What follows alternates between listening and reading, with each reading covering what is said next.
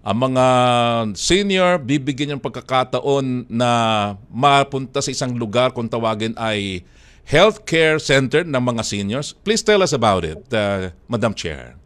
Maraming salamat po at ito po ay ang ating tinatawag na Senior Citizens Community Care Centers. Ayun. Ito or in short ang tawag namin SC3C. Mm. Meron po tayong panukala at ito po ay ating programa kung saan ang approach nito ay holistic. So lahat po ng serbisyo na ginagawa po ng ating pamahalaan ay doon po natin ilalagak. So this is a whole of government approach, no? So kunyari tingnan natin ang healthcare for elderly ng Department of Health, doon natin ilalagay siya.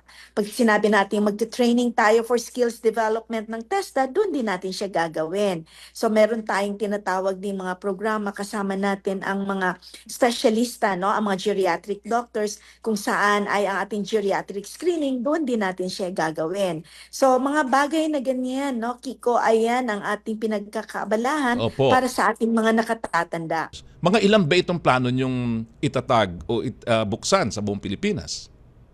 Heto Kiko ay nakakatuwa again kasi Mm. nung nagsimula tayo na naging kasama sa komisyon, no, nung ako ay naging commissioner dito, ang Opo. una nating pinag-aralan ano kaya ang programang para sa ating seniors at papaano kaya nila maramdaman sa ibaba ang impact, no, ng pagmamahal ng ating gobyerno sa kanila. So naisip natin na kailangan holistic ang approach. So nagsimula po tayo Mm. nung una sa Moalboal sa probinsya ng Cebu Sa noong last year. Cebu. Mayo na 2024. Sa Mm. ngayon po, meron na po tayong 11 sa buong Pilipinas at tinitingnan natin na madagdagan pa yan bago matapos ang taon na ito. Abay, kumusta nga ang pagtanggap ng mga elderlies natin, Madam Chair? Ang pagkakaintindi ko at Mm. pagkakaunawa ko, sila ay masaya sa ganitong programa ng ating pamahalaan. Kasi nga dinadala natin lahat ng programa ng ating bayan, ano. For example, kahit nga ang Department of Agriculture kung gusto nilang mag-conduct ng training for better agri, no, Opo. doon natin gagawin. So lahat 'yan talaga kailangan ang ating sinasabi na ay meron lang isang tahanan ang mga seniors kung saan lahat ng kanilang pangangailangan sana ay doon natin gagawin. And this is LGU driven. Kaya mahalaga ang participation, acceptance, and ownership ng ating mga local government units. Mabuti nabanggit po ninyo, may mga 11 na palang nabuksan sa buong Pilipinas sa mga centers ng mga elderlies. At papaano po ba ang sistema? Yung mga taong mga gusto, mga kamag-anak, gusto nilang dalhin, may mga panuntunan ba sa mga centers na yan, Madam Chairperson?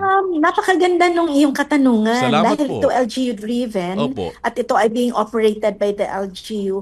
Ang pagkakaintindi ko nung kami ay nakipag-usap sa kanila upang ano natin, no, gawing programmatic ang approach ng kanilang sentro, ay Mm-mm. wala namang pinipili yan at walang kinikilingan. So anyone who wants to access the services in a center, pwede talaga silang pumasok. Isa sa ating tinitingnan, anong mga programa ang angkop sa isang LGU. Kaya maganda din siya kasi hindi siya standardized. Ibig sabihin na kailangan lahat ng 11 o 12 programa ng pamahalaan ilalagay doon. Kung ano yung kanilang kailangan, ano yung angkop sa kanilang kagustuhan, yun yung gagawin natin. For example, doon sabihin na natin sa Kabatuan, sa Iloilo, Nako. meron silang Oo. tinatawag na livelihood na pananahi.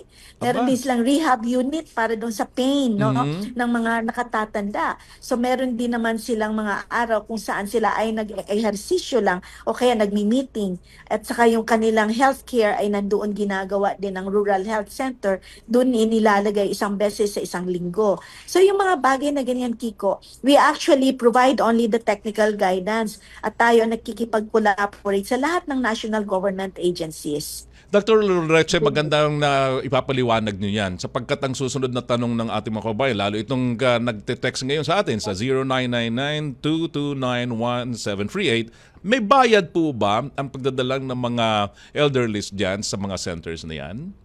Ay, naku, wala po sana. Ay, Yan ay ba? libre Oh. talaga. Mhm. Kasi nga, ito ay mga serbisyo na inilalagak natin dyan na libre para sa kanila. So libre po So, ang ito. isa, Yes, libre talaga yan, Kiko. Okay. Wala dapat bayaran yan. Mm. Kasi kung titingnan natin, ang approach natin dyan ay everyday, dapat may activities sila. So kunyari sa araw na ito ay social prescribing tayo. So yun yung araw na sila ay maglalaro, sila ay Mhm. magkukwentuhan, sila ay manunood ng May mga may pelikula at may pakanta-kanta. capacity yung LGU, Oo. pakanta-kanta. Yeah. Yun yung gagawin nila.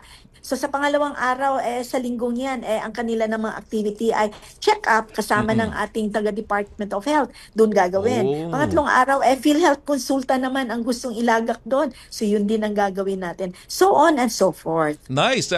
Ay, ang mental health naman, kasi you've been mentioning about healthcare, pero itong mental health para sa mga elderlies, meron din? Yes, definitely. Ay, Una, nakita mm. na natin na isa sa ating pinaka problema ngayon ay ang feeling of isolation, loneliness, depression, Oh, and yes, yung parang yes. ba ang feeling mo ay wala ka ng silbi kasi ikaw ay retired na, wala na ikaw Mm. ginagawa. So ginagawa natin na doon sa sentro natin, dahil may socialization sila or social interactions that should have somehow help with their mental well-being. Pangalawa, meron tayong ilulunsad na arts and crafts at ginawa natin yan sa Mualbual, kung Mm. saan tinuruan natin yung ating mga nakatatanda yung mga bagay-bagay na gumawa lang man ng mga decorations sa kanilang mga handbags o kaya naman kung anong gusto nilang gawin upang heto naman ay maka-trigger sa kanilang yung kanilang fine motor skills upang heto Opo. ay makatulong sa kanilang pag-iisip na hindi sila maging makalimutin masyado.